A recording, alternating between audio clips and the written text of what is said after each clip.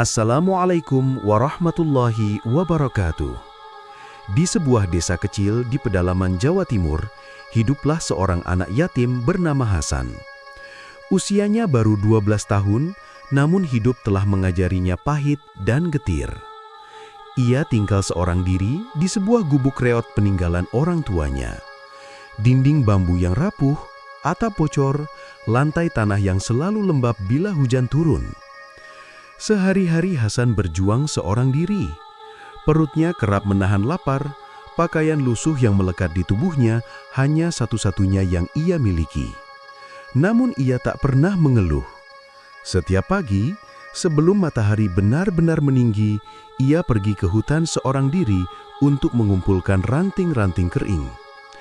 Ranting itu lalu ia ikat, pikul di pundaknya yang kecil, dan dijual di pasar demi sekedar mengganjal perut. Anak-anak sebayanya sering mengejeknya, memanggilnya si gubuk reot atau anak miskin. Namun Hasan hanya menunduk dan tersenyum pahit. Ia tahu membalas hinaan tak akan membuat hidupnya lebih baik.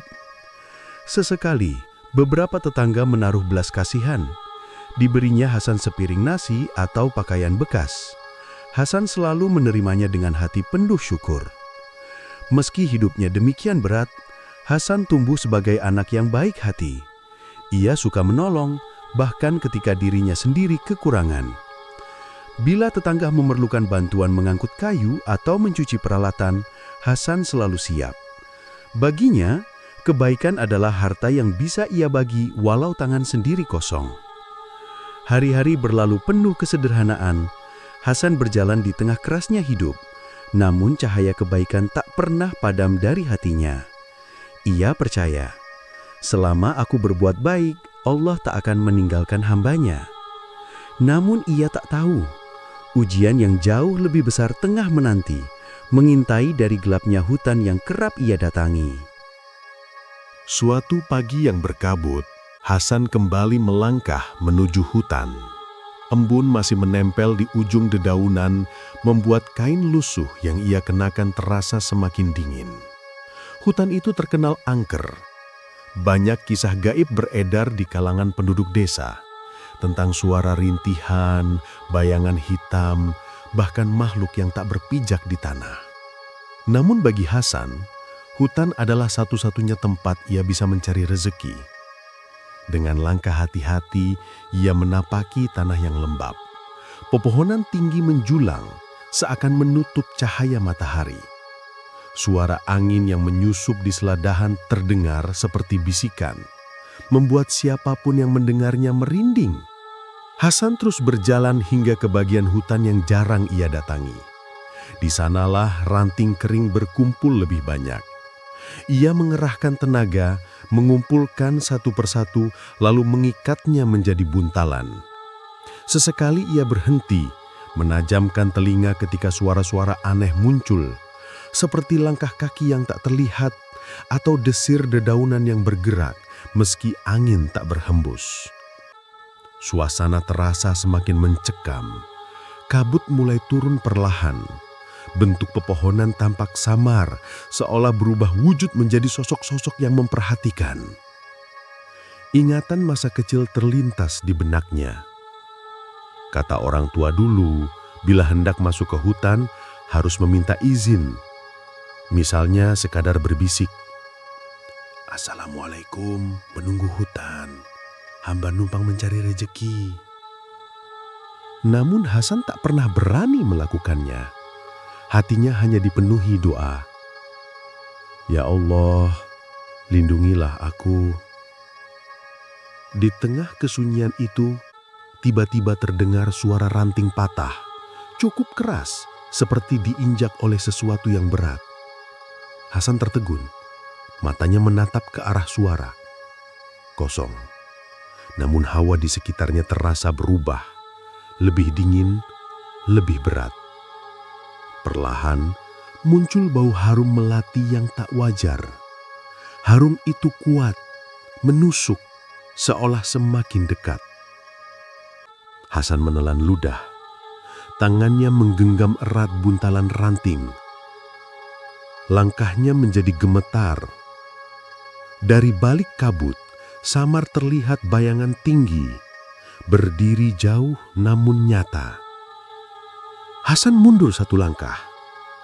Bayangan itu tidak bergerak, namun keberadaannya terasa mengawasi. Suasana menjadi beku. Dan dari kejauhan terdengar suara lirih seperti seseorang memanggil namanya, pelan namun jelas. Hasan. Jantungnya berdegup kencang. Siapa yang memanggil? Tak ada manusia di hutan sedalam itu. Hasan menggigit bibir, menahan rasa takut. Ia tak ingin lari. Ia tak ingin menengok, tapi suara itu memanggil lagi. Hasan. Namun kali ini lebih dekat. Hutan seolah menutup nafasnya.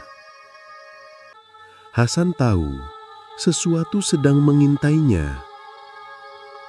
Dan ia belum tahu bahwa hari itu akan mengubah hidupnya selama-lamanya. Hasan memberanikan diri melangkah menuju sumber suara yang memanggilnya. Kabut semakin menebal hingga ia nyaris tak dapat melihat ujung jarinya sendiri. Namun, di tengah kegelapan itu, ia merasakan seolah ada jalan yang menuntunnya.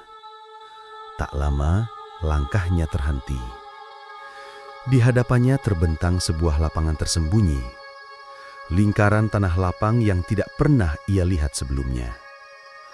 Seolah hutan membuka ruang bagi kedatangannya. Hening, bahkan angin pun seakan takut berembus. Suasana sunyi itu terasa tidak wajar, seperti berada di tempat yang bukan milik manusia. Tiba-tiba, suara berat tak berwujud terdengar dari segala arah. "Mengapa engkau datang ke wilayah ini, wahai anak manusia?" Hasan terperanjat. Bulu-kulu ia berdiri. Suara itu tidak terdengar marah, namun dalam dan menggema, seakan berasal dari perut bumi. Hasan menunduk, menahan takut yang mengalir sampai ujung kaki. Aku hanya mencari ranting, Tuan," jawab Hasan terbata. Tidak bermaksud mengganggu siapapun." Sunyi sejenak. Lalu dari balik kabut, muncul sosok besar berjubah hijau. Tingginya melebihi manusia pada umumnya. Jubahnya seolah terbuat dari dedaunan hutan, bergerak mengikuti embusan yang tidak terasa. Di balik tudungnya, tampak dua mata berwarna kuning keemasan. Menatap padanya, hangat namun tajam, bagaikan mata singa yang bijak.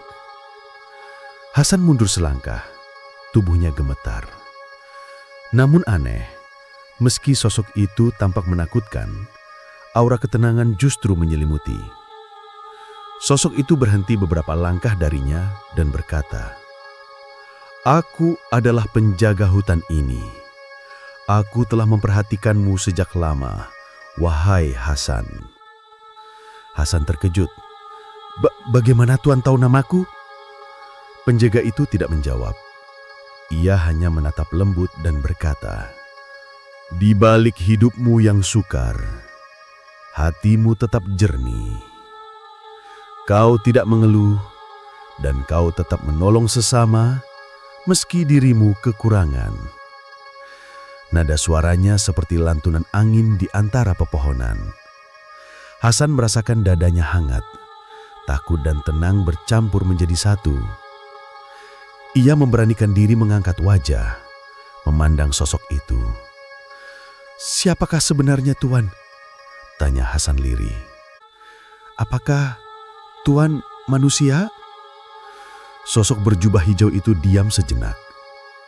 Matanya berkilat lembut, lalu ia berucap pelan, "Aku bukan manusia, namun aku bukan pula makhluk yang datang untuk mencelakaimu.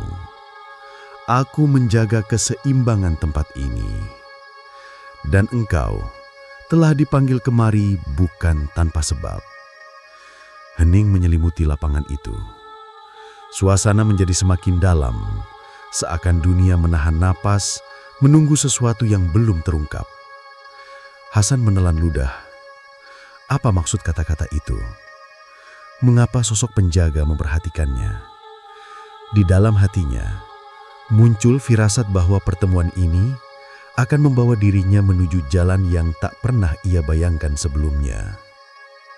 Angin hutan berembus pelan ketika sosok penjaga hutan mengangkat tangannya. Kabut yang menyelimuti lapangan tampak terbelah. Perlahan menyingkap sebuah keranjang bambu tua yang tak pernah Hasan lihat sebelumnya. Keranjang itu tampak sederhana. Anyamannya kusam, seolah telah berusia ratusan tahun. Namun, dari dalamnya tercium aroma harum bumi yang segar. Penjaga itu mendekat, lalu menyingkap tutupnya. Hasan terbelalak. Di dalam keranjang itu, tersusun padi, jagung, singkong, dan buah-buahan yang tampak begitu segar. Bahkan lebih segar daripada hasil bumi yang dapat ditemukan di pasar desa. Warnanya cerah, mengeluarkan wangi manis yang membangkitkan selera. Hasan menatap tak percaya. "Ini untukku?" Penjaga hutan mengangguk pelan. "Keranjang ini tidak biasa. Ambillah isinya, dan kelak akan terisi kembali dengan sendirinya. Namun ingatlah, ini bukan sekedar pemberian, melainkan ujian." Hasan menahan napas, mendengarkan dengan saksama. "Syaratnya berat," lanjut sang penjaga. "Engkau harus berbagi kepada sesama. Jika engkau menjadi serakah, jika kau mengambil hanya untuk dirimu sendiri, keranjang ini akan hilang selama-lamanya." Suara penjaga mengalun tegas, namun tidak mengancam. Hasan menunduk. Dalam hatinya, ia tahu kesederhanaan sudah menyatu dengan hidupnya. Berbagi adalah sesuatu yang ia lakukan tanpa diminta. Ia meraih keranjang itu dengan kedua tangan. Perlahan, hormat. "Aku berjanji," ucapnya lirih. "Selama napasku ada, aku tidak akan lupa berbagi." Seketika, mata sang penjaga berkilat lembut. "Jagalah hatimu. Dunia mudah menggoda." Angin berputar, daun-daun berterbangan, menari di udara. Dalam sekejap, sosok besar berjubah hijau itu mulai kabur, ditelan kabut. Matanya yang kuning keemasan menjadi cahaya terakhir sebelum seluruh wujudnya menghilang, seolah tak pernah ada. Hasan berdiri terpaku. Lapangan tersembunyi perlahan berubah kembali menjadi hutan biasa. Ia mengalungkan keranjang bambu di bahunya. Aneh, jalan yang sebelumnya mencekam kini tampak jelas di depan mata. Seakan-akan hutan membuka pintu keluar baginya. Hasan berjalan mudah, tanpa tersesat sedikit pun. Saat tiba di desa, orang-orang tertegun melihat Hasan membawa hasil bumi melimpah. Mereka saling berbisik, heran, dari mana anak yatim itu mendapatkannya. Namun Hasan hanya tersenyum kecil. Ia tak menyombongkan apapun. Ia hanya meminta izin untuk membagikan sebagian pada tetangga, terutama yang miskin dan janda tua yang tinggal seorang diri. Desa yang biasanya memandang hina, kini mulai menatapnya berbeda, dengan campuran kagum dan penasaran. Malam itu, Hasan memandang keranjang bambu di sudut gubuknya. Dengan hati penuh syukur, ia berdoa, "Ya Allah, bimbinglah aku agar tidak lupa bersyukur dan tidak termakan tamak." Tanpa ia sadari, karunia yang ia terima akan membawa perubahan besar, bukan hanya pada dirinya, namun pada seluruh desanya. Pagi itu, sinar mentari menembus dinding bambu gubuk kecil Hasan. Ia terbangun dengan rasa yang belum pernah ia kenal sebelumnya. Hangat, damai, dan sedikit tidak percaya. Di sudut ruangan, keranjang bambu pemberian penjaga hutan masih tergeletak, tampak biasa saja, namun menyimpan berkah luar biasa. Dengan tangan gemetar, Hasan membuka tutupnya. Di dalamnya masih penuh berisi padi, jagung, singkong, dan buah. Seolah semalam tak berkurang, meski sebagian telah ia berikan kepada tetangga. Hasan tersenyum, matanya berkaca-kaca. Untuk pertama kalinya setelah sekian lama, ia dapat makan dengan kenyang. Rasa syukur meluap di hatinya. Alhamdulillah, terima kasih ya Allah, bisiknya, suaranya bergetar. Keesokan harinya, Hasan kembali memeriksa keranjang. Dan benar, isinya tetap penuh. Ia teringat pesan penjaga hutan, berbagilah kepada sesama. Maka Hasan memutuskan untuk pergi ke pasar. Ia membawa sebagian dari hasil bumi itu, padi, jagung, dan beberapa buah. Sesampainya di sana, para pedagang terkejut melihat bocah yatim itu membawa barang-barang segar berkualitas tinggi. Hasan menjualnya dengan harga sangat murah, hanya agar orang-orang dapat menikmati tanpa merasa terbebani. Tak butuh waktu lama, hasil buminya ludes terjual. Orang-orang tersenyum, memuji kebaikan hati Hasan. Ada pula yang menepuk bahunya, mendoakan rezekinya lancar. Namun, tidak semua kagum. Di antara kerumunan, seorang pedagang berwajah bengis bernama Pak Rono memperhatikan dari jauh. Ia terkenal suka menekan harga dan menipu pembeli. Melihat dagangannya terancam tak laku karena harga Hasan yang sangat murah, amarah pun tumbuh di hatinya.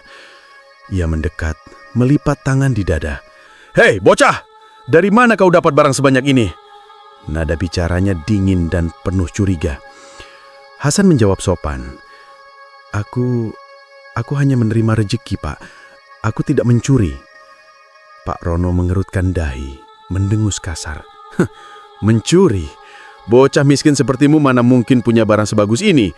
Pasti kau ambil diam-diam dari lumbung orang." Beberapa pedagang lain mulai berbisik, namun Hasan tidak marah. Ia menunduk, menahan diri. "Aku tidak berbohong, Pak. Allah Maha Tahu yang sebenarnya." Melihat sikap Hasan yang tenang, sebagian orang mulai membela. "Aku beli dari dia kok, tidak ada yang mencurigakan. Barangnya bagus dan dia ramah." Pak Rono mendecak kesal, lalu pergi sambil melempar tatapan tajam seolah menyimpan niat buruk di kemudian hari. Setelah semua dagangannya habis, Hasan tak pulang begitu saja. Ia membeli sedikit makanan dari hasil penjualan, lalu berjalan menuju rumah nenek tua yang tinggal seorang diri di pinggir desa. "Nek, ini ada sedikit makanan, semoga bermanfaat." Nenek itu terperanjat, matanya berkaca-kaca. "Ya Allah, sungguh baik hatimu, Nak. Semoga Allah melindungimu selalu." Hasan tersenyum malu. Ia tidak meminta balasan, tapi doa nenek itu terasa menembus hatinya, hangat dan tulus, seakan menjadi berkah yang lebih berharga dari apapun. Malamnya, Hasan pulang ke gubuknya. Ia meletakkan keranjang bambu di sudut ruangan. Ia tahu hidupnya mulai berubah, namun ia tidak pernah melupakan pesan penjaga hutan untuk tetap berbagi dan menjaga hati. Ia belum tahu bahwa perubahan ini akan menarik perhatian lebih banyak pihak dan tidak semuanya menginginkan kebaikan baginya. Hari demi hari, kehidupan Hasan berubah semakin baik. Keranjang bambu itu tak pernah kosong, seolah memenuhi diri dengan rezeki yang tak pernah habis. Padi, jagung, singkong, dan buah terus hadir seakan tumbuh dari udara. Hasan pun memegang teguh janjinya, berbagi kepada sesama. Setiap pagi, ia membagi-bagikan sebagian hasil bumi itu kepada tetangga yang miskin, para janda tua, anak kecil yang yatim, serta keluarga yang kesulitan makan. Senyum bermekaran di setiap rumah yang ia datangi. Doa-doa dipanjatkan untuk kebaikan bocah yatim itu. Warga yang dulu memandang rendah Hasan, kini menyayanginya bak keluarga sendiri. Namun, semua kebaikan itu tidak selalu dibalas dengan cinta. Di balik tembok bambu dan tirai kain rumah tetangga, bisik-bisik mulai terdengar. Dari mana Hasan dapatkan semua itu? Gubuknya saja hampir roboh, tapi makanannya melimpah. Apa ia memelihara sesuatu di rumahnya? Atau ada yang membantunya diam-diam? Ada yang kagum dan bersyukur, namun tak sedikit pula yang mulai iri. Hati manusia memang mudah berubah. Melihat nikmat orang lain bagaikan duri menusuk dada. Sebagian warga mencoba mencari jawaban. Mereka mengamati dari jauh, memperhatikan ketika Hasan pergi ke pasar dan membagikan makanan. Mereka menebak-nebak. Ada yang berkata Hasan bekerja untuk orang kaya. Ada pula yang menduga ia menemukan harta terpendam. Namun tidak ada yang menemukan kebenaran. Kecuali satu hal. Hidup Hasan berubah terlalu cepat. Rasa penasaran itu perlahan berubah menjadi kecurigaan. Bisikan lembut menjadi kabar liar di antara mulut ke mulut. Sampai-sampai beberapa warga mulai memandang Hasan dengan sorot mata berbeda. Bukan lagi kagum, melainkan waspada. Kalau bukan mencuri, pasti ada yang tak beres, ucap sebagian kecil dengan nada detir. Nama Hasan yang dahulu disayangi, kini menjadi bahan perbincangan tak menentu. Kebaikannya mulai tenggelam oleh prasangka. Meskipun demikian, Hasan tetap tenang. Ia terus berbuat baik tanpa membalas keburukan. Tapi benih-benih iri itu tumbuh, perlahan dalam diam, seperti api kecil yang mengendap di antara ranting kering, menunggu angin untuk membesarkannya. Dan ketika bisik-bisik itu menjalar semakin luas, sebagian warga mulai mengintai, mencari celah untuk mengungkap rahasia Hasan. Apa yang awalnya menjadi berkah, mulai menjelma menjadi sumber masalah. Kecurigaan yang selama ini hanya berbisik, kini berubah menjadi suara ramai. Berita tentang perubahan hidup Hasan menyebar ke penjuru desa. Dan sayangnya, tidak semua hati lapang menerimanya. Suatu sore yang muram, ketika langit tampak hendak hujan, beberapa warga berkumpul di bawah pohon besar dekat balai desa. Mereka saling berbicara dalam nada rendah, namun penuh prasangka. "Aku bilang ada yang tak wajar," ujar seorang lelaki berwajah keras. "Anak itu dulu tak punya apa-apa. Sekarang bisa bagi-bagi makanan setiap hari. Dari mana datangnya?" "Jangan-jangan ia melakukan perjanjian dengan makhluk gaib," sambung lainnya. Perkataan itu membuat yang lain terdiam, lalu saling pandang. Takut, namun tetap penasaran. Kabar itu sampai ke telinga Pak Rono, pedagang yang dahulu menuduh Hasan mencuri.